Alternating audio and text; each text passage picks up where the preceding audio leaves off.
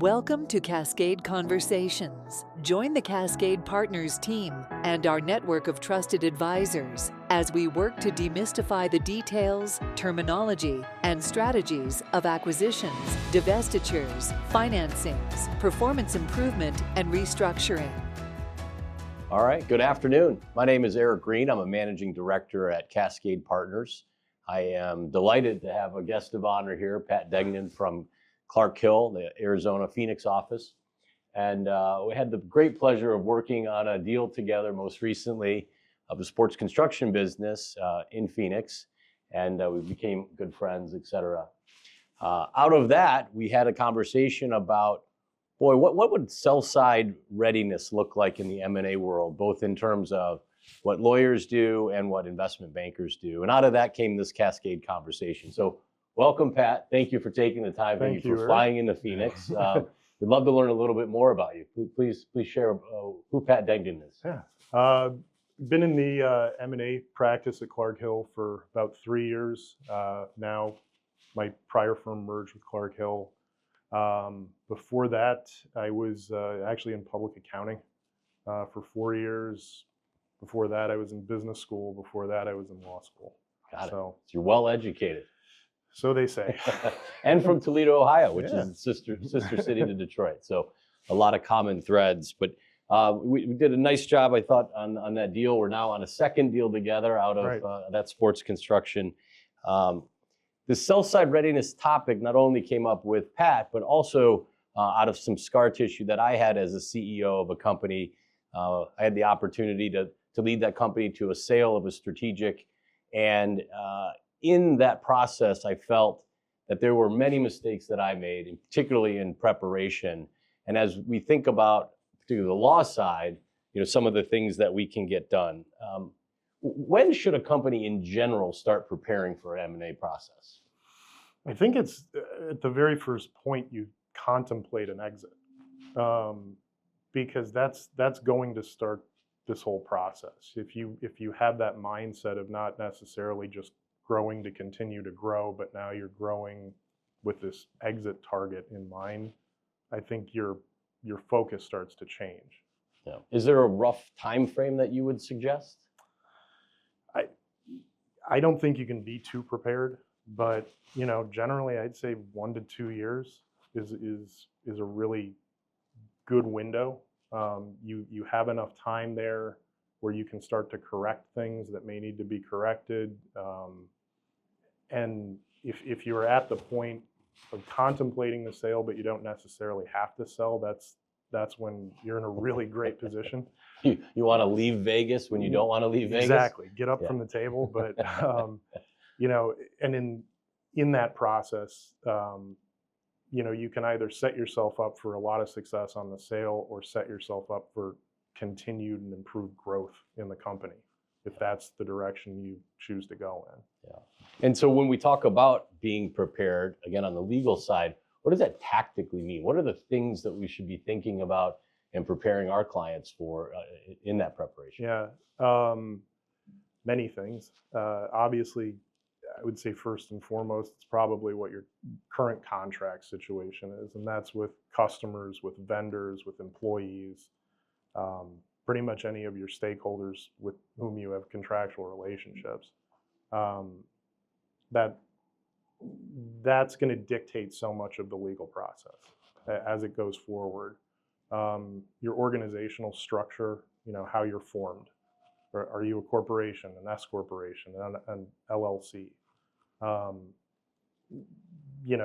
Certain structures are easier to work with in transactions. Some limit your options, some give you more. Got it. And as you go down the road to sale, you can start contemplating how you may want to change that to make yourself a little bit of a better target. Got it. Well, there's a couple of threads there that I'd like to explore. So particularly on the organizational front, we went through an F reorg, right? Which I couldn't even spell F reorg prior to that transaction. Mm-hmm. Maybe you could share what are some of the typical structures that you see? What are some of the easier structures to work with when we're talking about a sell side? Right. I typically buyers are going to be very attracted to something that they can purchase as an LLC. If it's I'll go back. You're fundamentally talking about whether or not it's an asset purchase or an equity purchase. And I'm talking about this more in the equity purchase side of things. So an LLC is very attractive because a buyer can buy that and plug it into an existing structure fairly easily. Not as easy with a corporation. Impossible to do with an S corporation, more or less, if you're talking about a private equity firm, strategic buyer.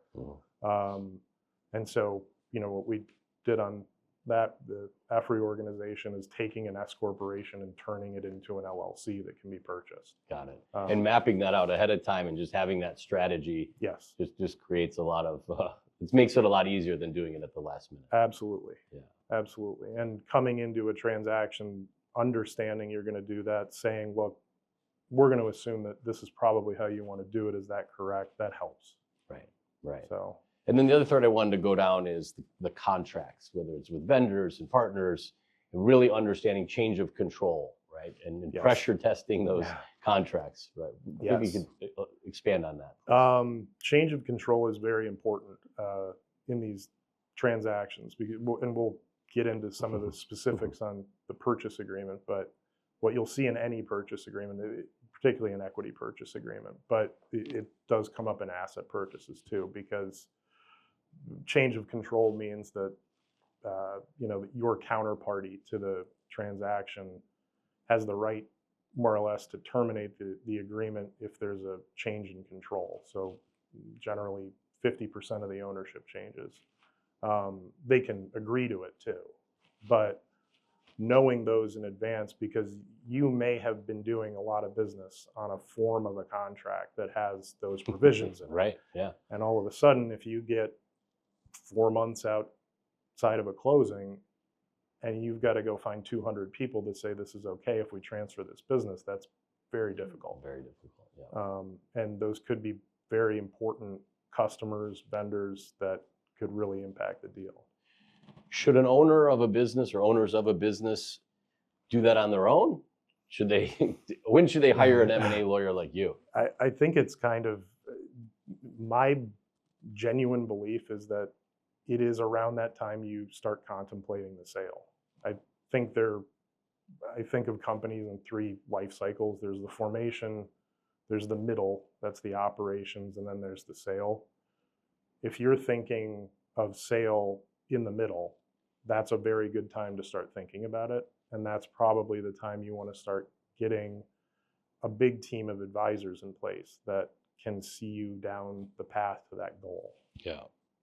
And a little self-serving plug, but the nice thing about you're contemplating doing pressure testing on the legal side, and the bankers really on the business, the operations, and the financial side, and they kind of come together and merge together, which we had the opportunity to serve that one client together, so that was great. Exactly. You'd mentioned when we were preparing for this, it sounds like, okay, well, maybe I'm not sure if I'm going to sell. When do I sell? When do I not know? But the result of this pressure testing, could be just improvement in the business. Correct. Which will ultimately lead to a better valuation. And you've seen that thousands of times, I'm Yes. sure. Yes. No question. Yeah. So while it sounds like, hey, this is really sell-side preparation, you are improving your business along the way when you do these types of things. I think there's a real value add there in both senses. Yeah. So we talked about the agreements a bit, and you get the purchase agreement, and our clients, generally speaking, where we serve in that middle market, this is the first time they've done a sale, and you get a 98-page document. It's like, what is all this, right? Yeah. Can you demystify the purchase agreement for the folks? Yeah. I'll walk through it kind of front to back. Please. Basically, you start out with the economics of the deal.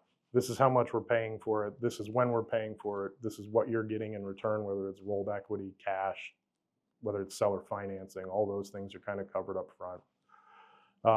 After that, you get to probably the most important part, which is the seller reps and warranties. And that it's, as Eric said, it's many, many, many pages of statements that the seller makes that this is true about the business.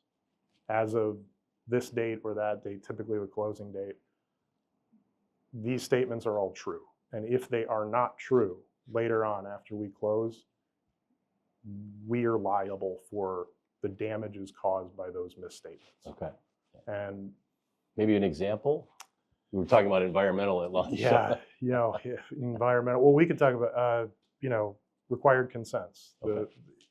If you have a major customer that could terminate the contract because there's a sale and maybe they don't feel comfortable with the buyer.